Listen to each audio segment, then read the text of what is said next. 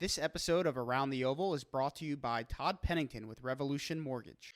Hey, Ohio State fans, Alex Gleitman here, back with another edition of Around the Oval, brought to you by Todd Pennington with Revolution Mortgage. Massive Ohio State recruiting weekend coming up. Last weekend was big. This weekend, even bigger. Honestly, I personally cannot remember. I know that they always have these big weekends in the summer, and they always have one of the games or two of the games in the fall that are huge. But the names that are coming this coming weekend, April 1st through 3rd, it's maybe one of the most impressive lists of recruits I've ever seen Ohio State host. And to come in and talk about some of the highlights and some of the big names that will be on campus this weekend, we bring on Marc Givler, my coworker at Buckeye Scoop. Marc, thanks for joining the show. I appreciate you coming on and your time. Yeah, it's starting to get interesting with recruiting the last week or two and moving forward. Going to be a fun few weeks, I think. Yeah, absolutely. And for those of you on Buckeye Scoop, be sure I dropped an A deck this week on Wednesday, breaking down some, previewing the visitors. So probably a little bit more detail than what we're going to give you on this show, but also giving some scoop on a pair of guys who visited last weekend, Jonel Aguero and Keon Keeley, 2 5-stars, some really good momentum for Ohio State in both of those recruitments. So you won't want to miss that. But Marc, let's focus on this weekend coming up. I'm looking at the list right here, literally 20 plus names, a lot of them 4 stars, if not 5 stars. Let's start at what I would say is the most important position on the field, at quarterback position. Dante Moore will apparently be coming to campus, Michigan native. I know Notre Dame, Michigan have been tied as the leaders of his recruitment. Ohio State hasn't really been so much in the picture, but they are in need of a 2023 quarterback. Dante has made multiple visits to Ohio State. I'm not really sure what the reason is. It just doesn't, there never seems to be like that connection that gives Ohio State any momentum in this recruitment. It's a good sign that he's coming back. You always want to take a swing at a prospect of this caliber. What are your thoughts on Ohio State's chances with Dante Moore? Yeah, they're definitely trailing Michigan and Notre Dame at this point. That one could go either way. I tend to think it's possible that Notre Dame could steal him at this point, but you can't count Michigan out, obviously, and a pretty appealing depth chart there. It's just, I guess, maybe staff stability after all the Harbaugh rumors the last couple off seasons, how that maybe could affect Michigan in helping maybe steer Dante to Notre Dame or even a place like Ohio State. So it'll be interesting. I think this is a good timing here for a couple of reasons, but I think for both parties, really. I think if you're Ohio State, I think you really figure out where you're at this weekend. And then, if you pick up some momentum, you try and ride that. And if you don't, I think you probably start to, explore other opportunities because, at some point Dante is going to have to get in the fold with someone. Quarterback recruiting tends to end a little bit quicker than other positions, so this is not a guy you're probably going to wait for until, December. So I think if you're Ohio State, you take this opportunity, get them on campus. It's good timing. And then you kind of, take the temperature of it and then decide from there once the visit's over. Yeah.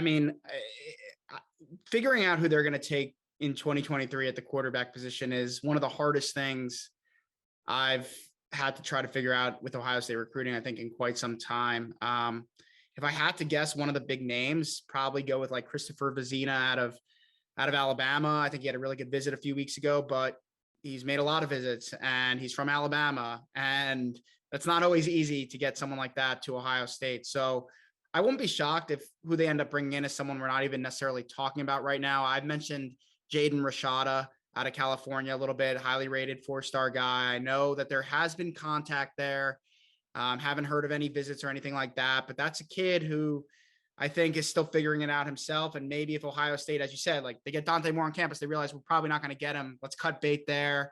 They're probably not going to, Malachi Nelson's out and guys like that. So, if they can't get a Chris Vizina, where do they turn next? And maybe it is a guy like that. Maybe they go after him hard.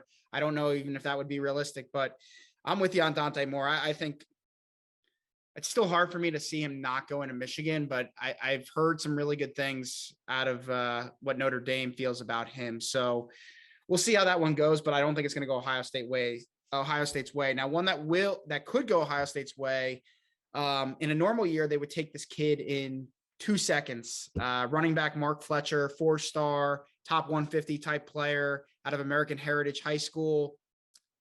The interesting thing about this one, Richard Young, 5-star from Florida, still on the board.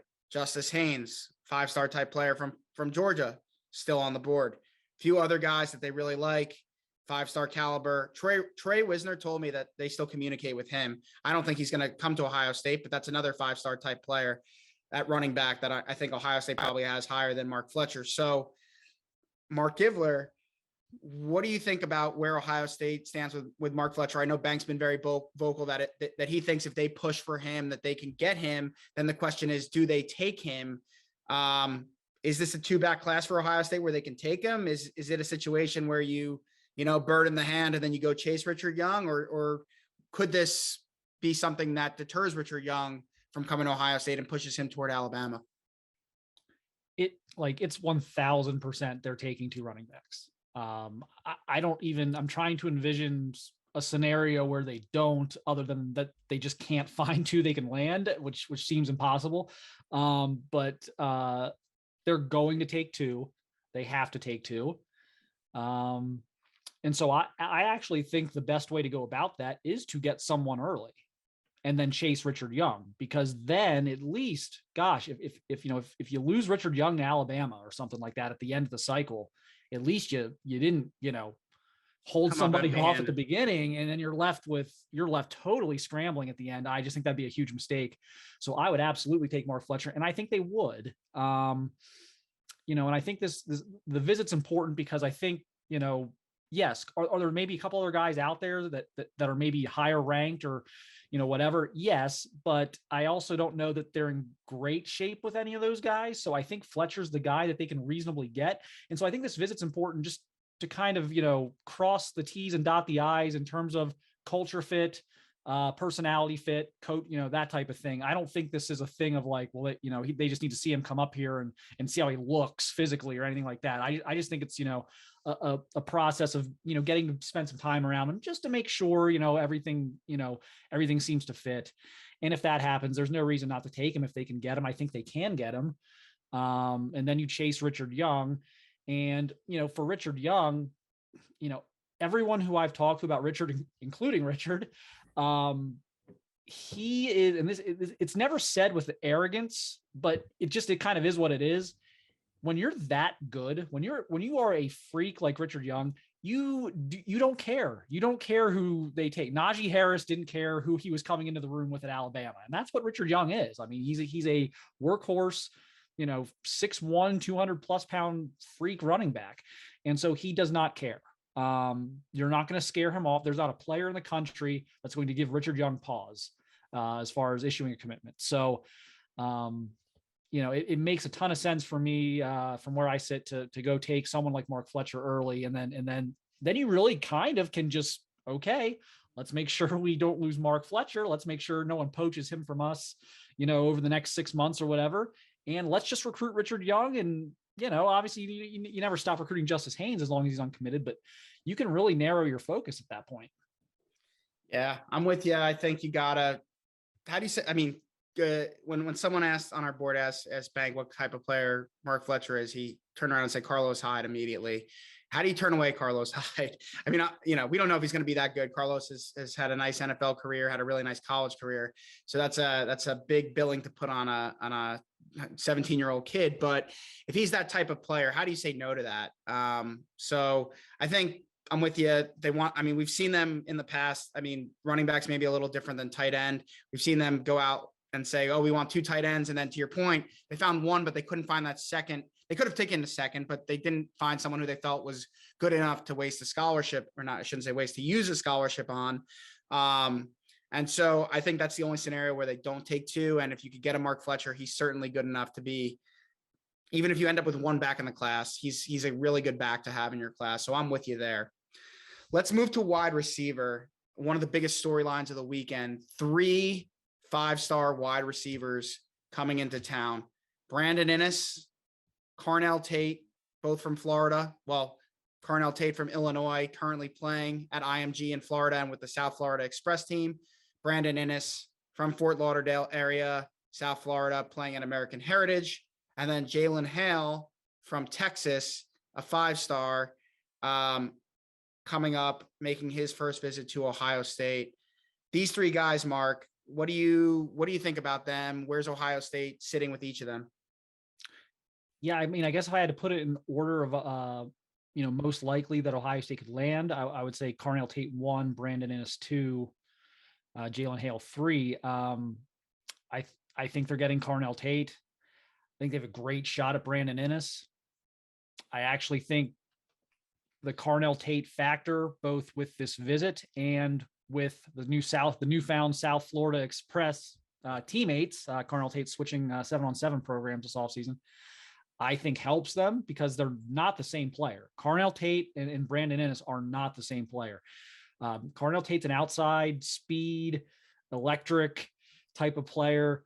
Brandon Inniss is a Jackson Smith and Jigba type of interior guy, maybe not a 4-4 guy, but he's quick, he's strong, he's got great hands. He's kind of maybe a little more versatile than Carnell. So I think they fit together. I don't think there's gonna be any concerns about that. I don't think either of them are going to care about competition, things like that, depth charts. So that all looks good to me. I'm fascinated with Jalen Hale because that was a name that very early in the process, I think had a lot of Ohio State buzz around him. We all, I think, kind of thought, oh, that's going to be one of those guys. That's going to be the Emeka Ibuka type of guy that Heartline gets in on early and it just takes off from there. And they actually didn't really do that. I felt maybe I've missed the boat or something, but I felt kind of the last 6 months that one had kind of gone a little bit dark.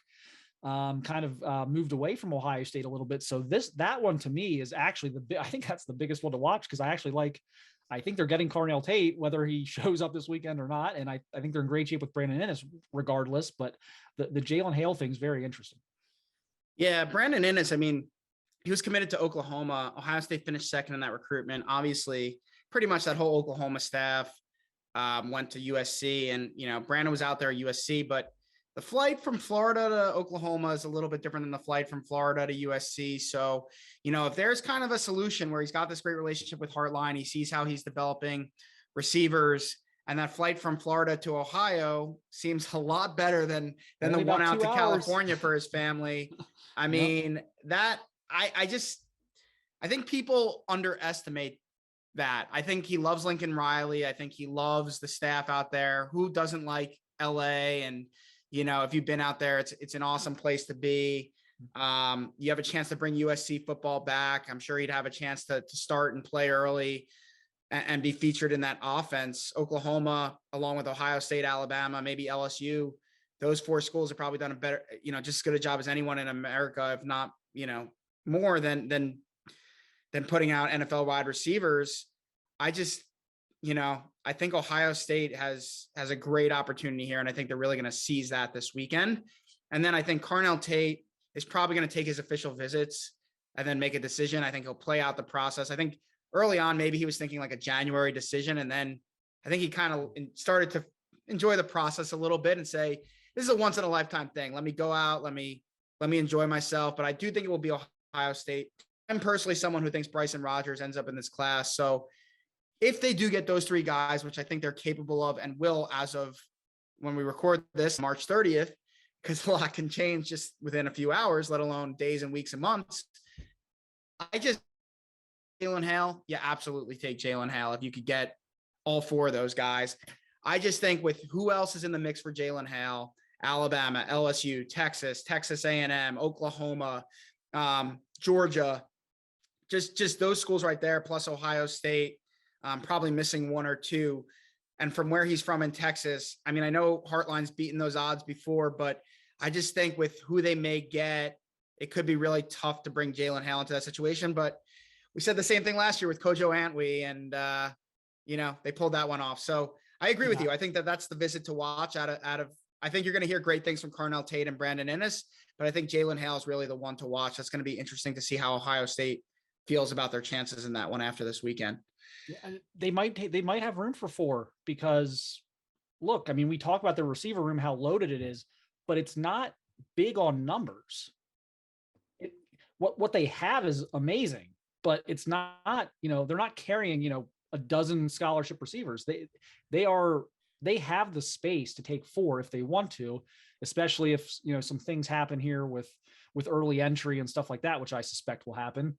So And, I think there it's could possible. be transfers. I mean, look, There Jameson could Williams. always be a transfer, no question. And then, it's one of those things where I think the real hurdle will be, and we kind of talked about this a couple of years ago, like the Marvin Harrison, Emeka Buka receiver class, where we thought they might take another guy, and they had all these guys. They were leading for like 4 or 5 guys, and I was like, well, we think they're going to get most of these guys, but eventually one or two of these guys are going to look at, kind of read the room a little bit, and they're going to look around and be like, I could go to this other top 5 program and be like the star in that class, versus being one of 4 or 5 in this class. And so ultimately we did see that, Troy Stellato ends up at Clemson, and Lorenzo Styles Jr. ends up at Notre Dame. So, that I think would be the biggest challenge, is eventually once you've taken 3 of these guys, okay, which other stud is going to be, the 4th wheel or whatever, that could be a tougher sell.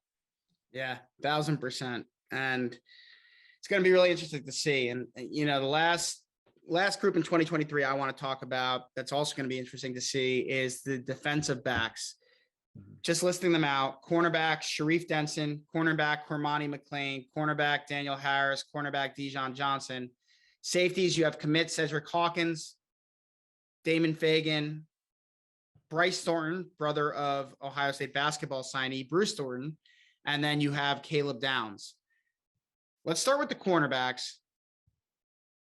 Biggest name, Cormani McClain. I think a lot of people are looking at this one very, very skeptical that it happens. A Florida kid with Alabama and Florida State and Miami and, big time programs after him.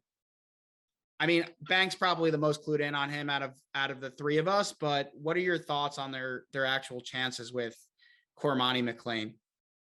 He's coming up, on this visit, and it's an unofficial, and he is not a talker. He's not a big interviews guy. He's not one of those guys who's, popping off a lot on social media.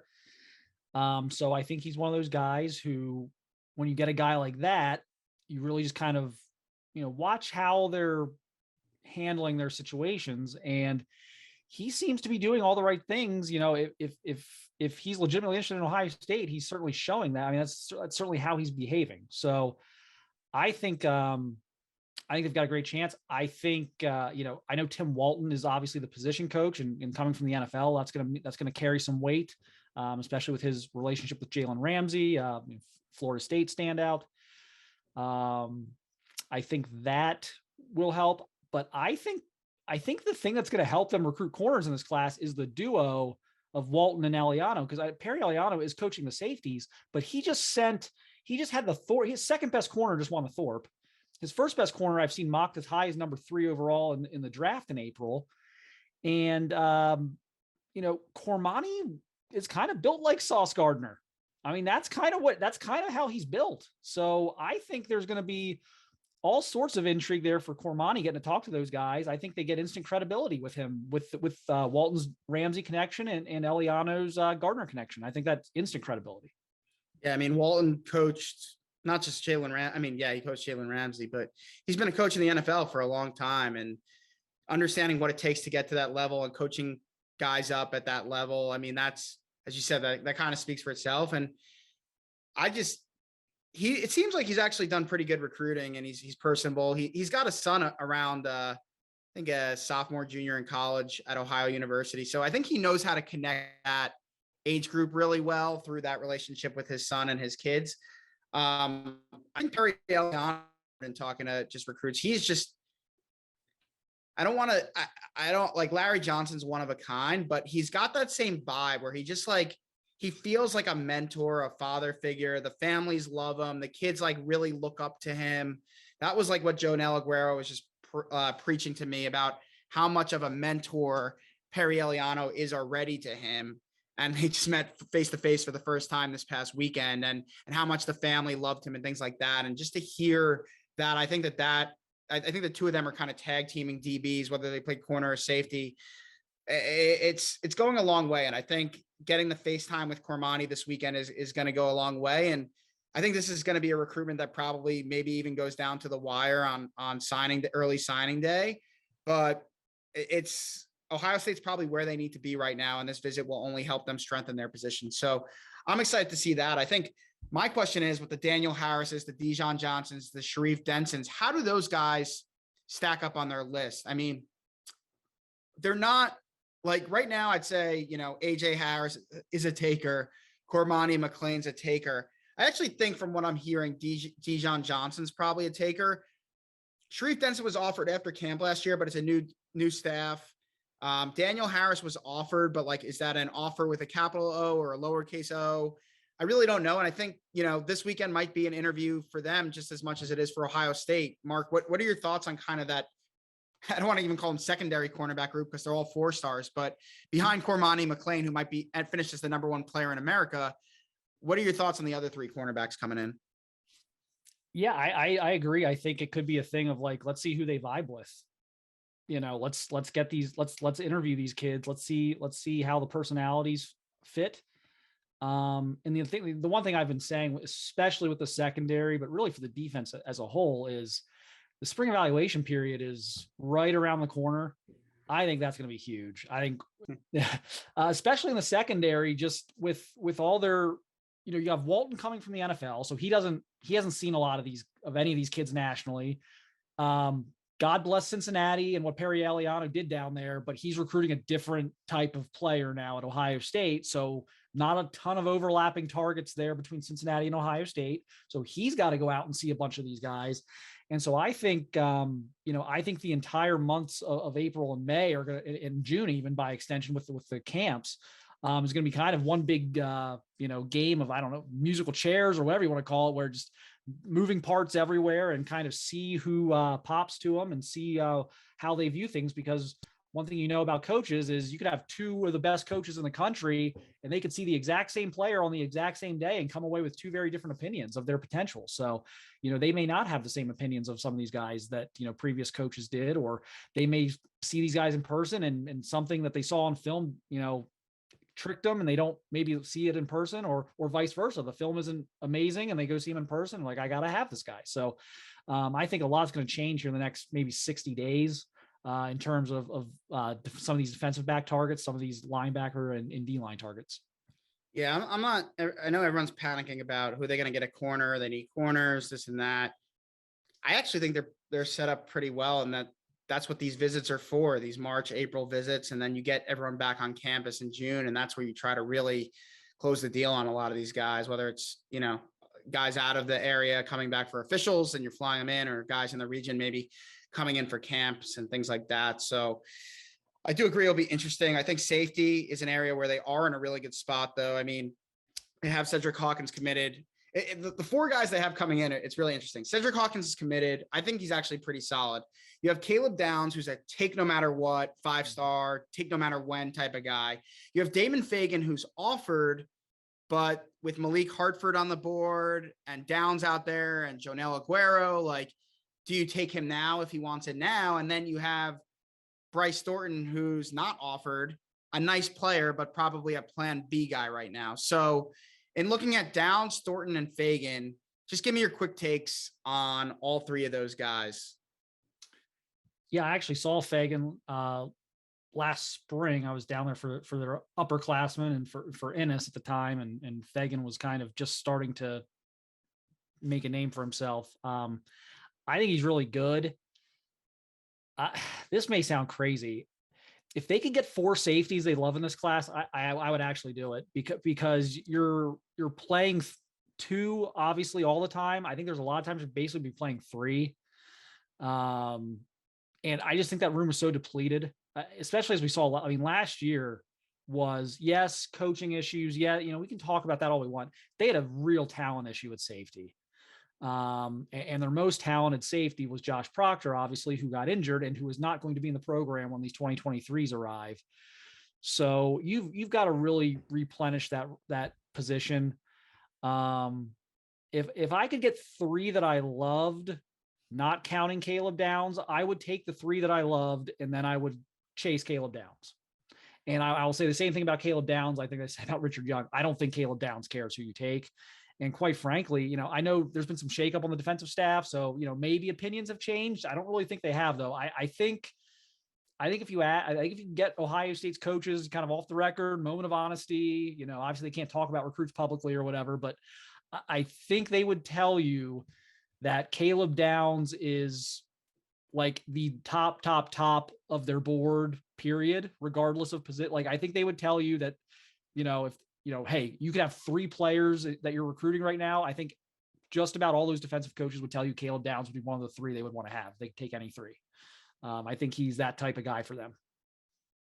Yeah. I mean, I am 1,000% with you. I think you got to take Damon Fagan if he wants in. You get him and Cedric Hawkins, and then you get Malik Hartford, who I think is going to commit in the not so distant future, probably sometimes this spring, if not in the summer. I think they know, they have a good feeling of what he's going to do. And there's your 3. And then you chase Aguero, you chase Caleb Downs. If you could get one, if you get both of them, great. And they love Aguero too. I probably shouldn't have just made it sound like it's only Caleb, but I just know they have been infatuated with Caleb Downs. Yeah, I mean, I think so. There's a reason that Georgia, Alabama want both of those guys really bad. Exactly. So yeah, I think if you could get both of them, you do. They're not going to get both of them. If they could get one of them, that would be amazing. And if you lose, if you had 3 and then you got one of those guys and you lost someone because of it, you wouldn't. That's okay. But I'm with you on that. And I think, unfortunately for Bryce Thornton, I think he's a nice player. I think he's probably a guy who will end up at like a Kentucky or a Tennessee type of program. He'd probably need dominoes to fall the right way to end up at an Ohio State or a Georgia, where I believe his dad played football. So I mean, look, this is going to be a big weekend for that defensive back group as well as the wide receiver group. Speaking of both of those positions, the last 2 guys we'll talk about before we let you go. Wide receiver, 2024 guy coming up with that Florida group, Jeremiah Smith. And then wide receiver, but maybe defensive back, JoJo Trader, also coming up with that Florida group. Mark, I know you got to see both of those guys. We've talked about them on the site. I'm on record as thinking that Ohio State gets Jeremiah Smith in the not so distant future. You probably know more about JoJo Trader than I do. Tell us just a little bit about both of those guys and what your thoughts are.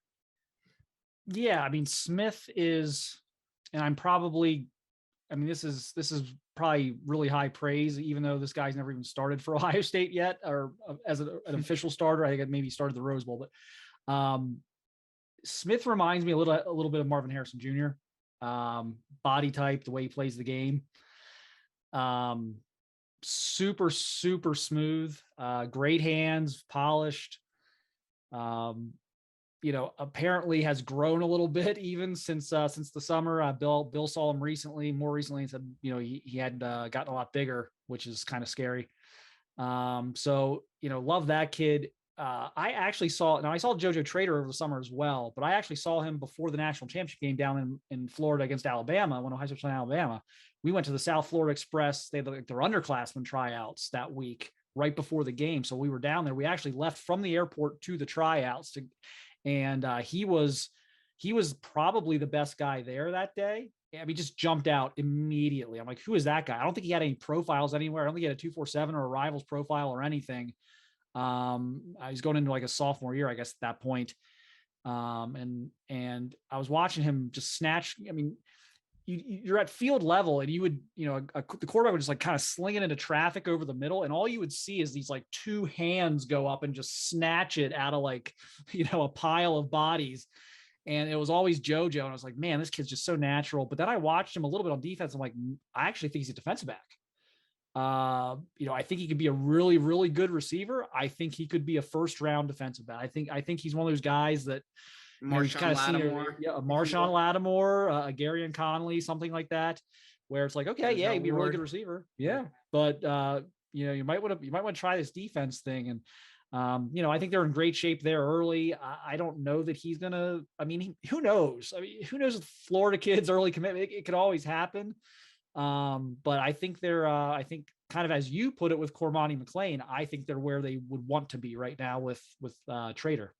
Yeah, and I think if they do get Jeremiah Smith, it will help. I mean, look, those guys are all going to make their own decisions, but I know those two are pretty close. They spend a lot of time together. If you get Cedric Hawkins, you get Jeremiah Smith, you get Brandon Innes, you're getting Carnell Tate. These guys are spending a lot of time together, and you start to think about Ohio State a little bit differently than maybe even you were before, even if you like them. So there could be a little bit of a domino effect, but the fact that they're just getting both of those guys up on campus this weekend is huge. And I'm really excited for this weekend. It's for the first, I mean, this is the first normal cycle we've had in 2 or 3 years at this point. And it just feels really good to be talking about this much action and activity with these spring visits and leading into summer camps right now. So Mark, we appreciate you coming on, talking about everything with us. Appreciate the listeners. Thank you for listening. If you're not a subscriber of Buckeye Scoop, please get over, check us out. We're going to have tons of coverage this weekend from the big recruiting weekend and plenty more to come, as April is not going to slow down either with the spring game coming. And then, as we said, camps in June. So everyone have a great rest of your week and looking forward to an exciting Ohio State football recruiting weekend.